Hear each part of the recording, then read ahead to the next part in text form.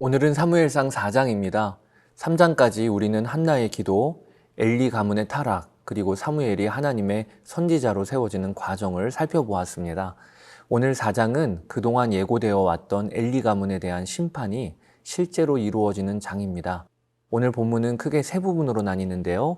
1절에서 2절은 이스라엘과 블레셋의 첫 번째 전쟁, 3절에서 11절은 언약궤를 가져온 두 번째 전쟁과 참패, 그리고 12절에서 22절은 엘리의 죽음과 이가봇의 탄생입니다. 이스라엘이 블레셋과 싸우러 나갑니다. 그런데 첫 번째 전쟁에서 이스라엘이 패하여 약 4천 명이 전사해요. 이때 이스라엘 장로들이 모여 의논합니다. 여호와께서 어찌하여 오늘 우리를 블레셋 사람들 앞에서 패하게 하셨는가? 여호와의 언약궤를 실로에서 우리에게로 가져다가 우리 가운데에 오게 하여 우리를 원수들의 손에서 구원하게 하자. 여러분, 이 장면을 주목해 보세요. 전쟁에서 진 후에 장로들의 반응이 처음에는 맞습니다. 여호와께서 어찌하여 우리를 패하게 하셨는가? 질문 자체는 좋아요. 패배의 원인을 하나님께 여쭤보는 것이니까요. 그런데 문제는 그 다음입니다. 그들은 하나님의 응답을 기다리지 않고요, 스스로 답을 내립니다. 언약궤 가져오자. 하나님께 왜 패했느냐고 물어놓고 대답을 듣기도 전에 자기들의 방법을 선택하고 있는 것입니다. 여러분, 그들은 하나님을 이용해서 전쟁에서 이기려고 시도하고 있습니다. 언약궤는 하나님의 임재를 상징하는 거룩한 성물인데, 그런데 그들은 이 언약궤를 마치 전쟁에서 승리를 가져다 줄 부적처럼 정도로 여겼습니다. 사랑하는 여러분, 이 얼마나 비참한 미신적인 신앙입니까? 사랑하는 여러분, 혹시 우리도 이런 모습은 없나요? 하나님은 우리가 이용할 수 있는 분이 아니시고 왕이십니다. 하나님은 인격이시고 그분은 우리와의 관계를 원하시는 분이십니다. 그런 하나님을 도구로 삼아서는 안 되겠습니다. 언약궤가 전쟁터에 도착하자 이스라엘 진영에서 큰 함성이 터져 나옵니다. 그 함성이 땅이 울릴 정도였다고 기록을 하고 있어요. 블레셋 사람들도 이 소리를 듣고 두려워합니다. 블레셋 사람들이 그 환호하는 소리를 듣고 이르되 히브리진에서 큰 환호하는 소리가 무엇이냐 하다가 여호와의 궤가 진에 들어온 줄 알고 두려워하여 이르되 하나님이 진에 이르렀도다 하고 또 이르되 우리에게 화로다. 여기서 흥미로운 것이 블레셋 사람들은 언약궤의 의미를 알고 있었다는 것입니다. 이스라엘의 하나님 여호와가 그 언약궤에 임재하여 계시다. 8절에 보면 그들은 이 큰 신이 광야에서 온갖 재앙으로 애굽 사람들을 친 신이라 라고 고백합니다. 그들도 출애굽의 역사를 들어서 알고 있었던 거죠. 그런데 여러분, 이렇게 언약궤를 가져오고 나서 두 번째로 붙은 전쟁의 결과가 어떻게 되었습니까? 10절, 11절입니다. 블레셋 사람들이 싸움에 이스라엘이 패하여 각기 장막으로 도망하되 살육이 심히 커서 이스라엘 보병 중에 3만 명이 엎드려졌고 하나님의 궤는 빼앗겼고 엘리의 두 아들 홈니와 비느하스는 죽임을 당하였더라. 이스라엘의 참패였습니다. 첫 번째 전쟁에서 4천 명이 죽었는데 언약궤를 가져온 두 번째 전쟁에서는 3만 명이 죽었습니다. 언약궤를 가져왔더니 상황이 좋아진 게 아니라 오히려 7배나 더 참혹해진 것입니다. 그리고 언약궤가 빼앗긴 동시에 언약궤를 모시고 온 제사장 홈니와 비느하스는 죽임을 당합니다. 여러분, 여기서 우리가 분명히 깨달아야 할 것이 있습니다. 하나님의 임재는 자동으로 주어지는 것이 아니라는 것입니다. 언약궤가 있으니까 하나님이 함께 하시는 것이 아닙니다. 하나님이 함께 계시는 것은 그분의 말씀에 순종하고 그분과의 관계가 있는 사람에게 함께 계시는 것이에요. 12절에서 22절은 이 비극적인 소식이 실로에 전해지는 장면입니다. 베냐민 지파의 한 사람이 전쟁터에서 실로까지 달려옵니다. 이때 엘리는 길곁 의자에 앉아 소식을 기다리고 있었습니다. 성경은 그가 하나님의 궤로 말미암아 마음이 떨렸음이라 라고 기록합니다. 여러분, 엘리는 두 아들 홈니와 비느하스 때문에 마음이 떨린 것이 아닙니다. 하나님의 궤 때문에 마음이 떨렸다. 이 대목에서 저는 엘리가 비록 실패한 대제사장이지만 적어도 하나님의 궤가 얼마나 중요한지는 알고 있었구나라는 생각이 듭니다. 전령이 엘리에게 4가지 소식을 연달아 전합니다. 이스라엘이 블레셋 사람들 앞에서 도망하였고, 백성 중에 큰 살육이 있었고 당신의 두 아들 홈니와 비느하스도 죽임을 당하였고 하나님의 괴는 빼앗겼나이다. 엘리는 하나님의 괴가 빼앗겼다라는 이 부분의 소식을 듣고는 자기 의자에서 뒤로 넘어져 목이 부러져 죽습니다. 그러면서 본문 마지막에 등장하는 장면이 있습니다. 비느하스의 아내가 이 소식을 듣고 해산하여 아들을 낳습니다. 그런데 그녀는 아이의 이름을 이가봇이라고 짓게 됩니다. 21절 영광이 이스라엘에게서 떠났다 하여 그 아이의 이름을 이가봇이라 하였으니 이는 하나님의 괴를 빼앗긴과 그의 시아버지와 남편을 인함이라.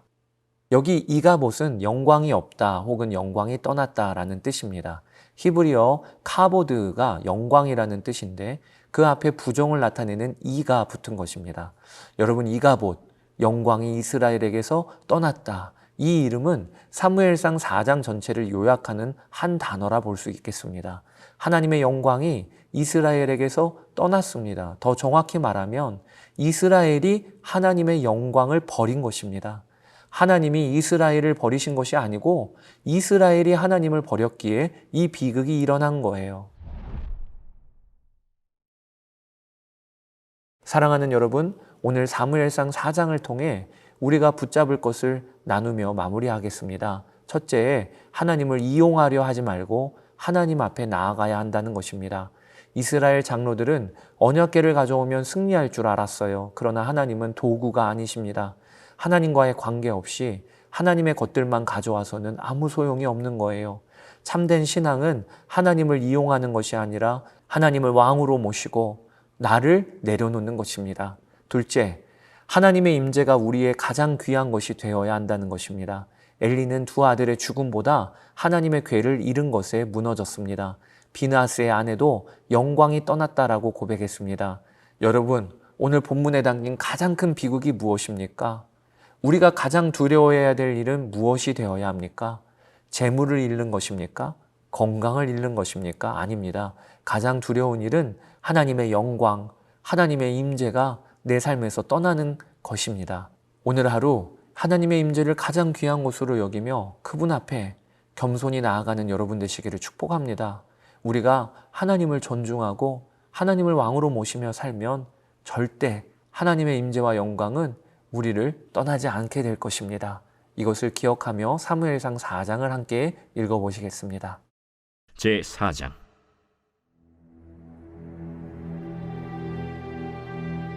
사무엘의 말이 온 이스라엘에 전파되니라.